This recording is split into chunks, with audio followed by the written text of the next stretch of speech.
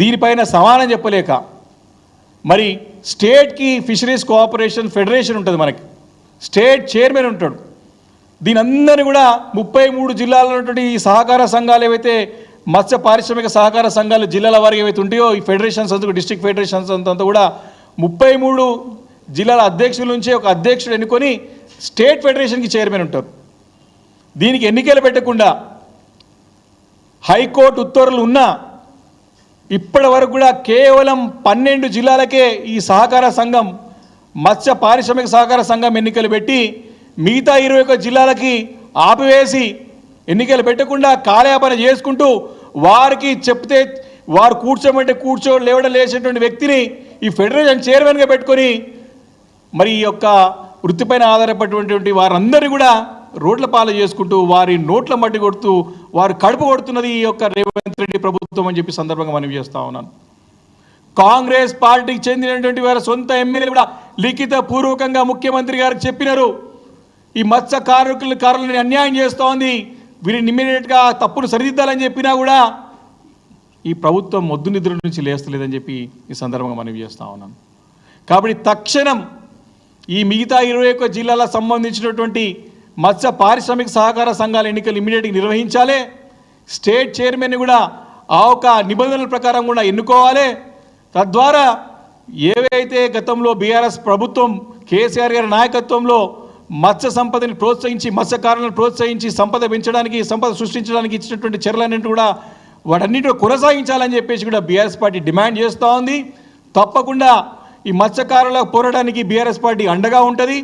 ఇప్పటికే వాళ్ళు కానీ మేము కూడా ఖచ్చితంగా దీనిపైన ఇమీడియట్గా చర్య తీసుకోకపోతే పెద్ద ఎత్తున ఆందోళన ఉద్యమాలు తప్పవు, వారి పక్షాన నిలబడి బీఆర్ఎస్ పార్టీ కూడా అండగా ఉంటుందని చెప్పేసి కూడా ఈ సందర్భంగా మనవి చేసుకుంటూ ఇది మత్స్యకారులది ఒకటి బెస్ట్ ఎగ్జాంపుల్.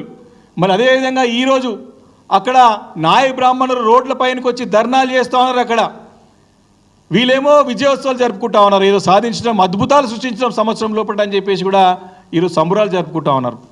అంటే అన్నీ కూడా కోతలు పెట్టుకుంటూ ప్రభుత్వం గతంలో కేసీఆర్ గారు ప్రవేశపెట్టినటువంటి అనేక సంక్షేమ పథకాలు అనేక అభివృద్ధి కార్యక్రమాలు అన్నింటి కూడా నిర్విరామం చేసుకుంటూ ఏవో వారిపైన కక్షపూరితమైనటువంటి మనస్తత్వంతో ఒక నిరంకుశ పాలన అంటే అరాచక పాలన కొనసాగిస్తూ ఏదో రకంగా కేసీఆర్ గారి పైన బురద చెల్లాలా, గతంలో బీఆర్ఎస్ ప్రభుత్వం సరిగా చేయలేదనేటువంటి ప్రయత్నమే తప్ప తాను ఏం చేస్తున్నట్టు చెప్పలేక ఈరోజు ప్రజలు అడుగుతారు కాబట్టి ప్రశ్నిస్తారు కాబట్టి మీరిచ్చినటువంటి ఎన్నో హామీలు 100 రోజుల్లో 6 గ్యారంటీలు రుణమాఫీ ఇలాంటి అన్ని పథకాలు ప్రజలు ప్రశ్నిస్తారనే ఉద్దేశంతో ఈరోజు డైవర్షన్ పాలిటిక్స్ చూస్తూ ఉన్నాం.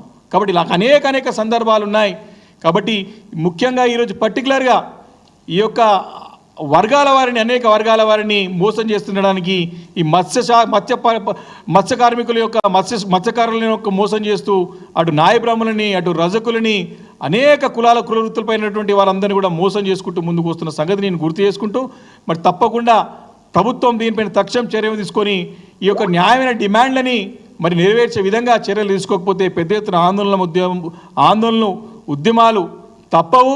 మేము సంవత్సరం వరకు ఓపికతోని సహనంతో మేము ప్రజాస్వామ్య పద్ధతిలో మేము ప్రశ్నిస్తున్నాము తప్ప ఎక్కడ కూడా ఇప్పుడు ఆందోళన కార్యక్రమం ఎక్కడ కూడా పిలుపునియలేదు. బీఆర్ఎస్ పార్టీ నుంచి కూడా చాలా సమన్వయంతో చాలా ఓపికతోని సహనంతో మీరు ఎన్ని తిట్లు తిట్టినా మేము ప్రజల పక్షాన నుండి ప్రజల గొంతుకై ప్రశ్నిస్తున్నాం తప్ప ఇప్పుడు కూడా ఎక్కడో పోరాటాలు కూడా మేము ఉద్యమాలకు కూడా ఇంకా పిలుపునివ్వలేదు. మీకు సరైన సమయం ఇవ్వాలనే సమయం ఇచ్చాం, కానీ ఈ రకంగా పేద బడుగు బలహీన వర్గాల వారిని మోసం చేస్తా అంటే మాట ఊరికిన ప్రసక్తి లేదని చెప్పేసి కూడా ఈరోజు కాంగ్రెస్ పార్టీని హెచ్చరిస్తూ ఉన్నాం.